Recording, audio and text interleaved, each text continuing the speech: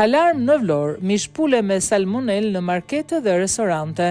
AKU ka evidentuar në Vlorë 6 subjekte që kanë tregtuar produkte me salmonel. Dyshohet se numri i subjekteve që tregtonin mishpule me salmonel mund të jetë më i lartë, ndërsa janë kryer kontrolle në markete, restorante dhe fast foodet afër shkollave.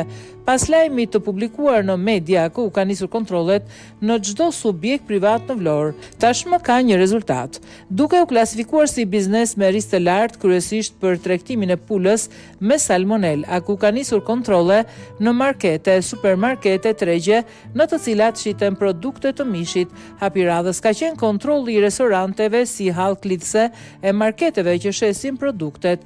Janë kontrolluar edhe fast foodet pranë shkollave. Dhe nga këto kontrolle kanë rezultuar 6 subjekte.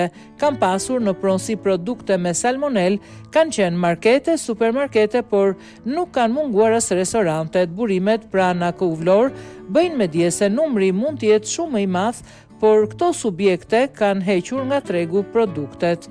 Po ashtu janë marrë masa administrative ndaj subjekteve që i tregtonin. Ndaj këtyre bizneseve kanë marrëmasë administrative që variojnë, si edhe të bëjnë kujdes, pasi në rast përsëritje atëherë do të çohen në pezullim të aktivitetit tregtar. Spitali i Vlorës konfirmon që nuk ka persona që të kenë kërkuar ndihmë mjekësore për shkak të salmonelës. Ka qenë një sasi e konsiderueshme, por janë të rezervuar për të mos përhapur panik. Kontrollet po vijojnë edhe në këto momente në rang qarku në të gjitha subjektet private.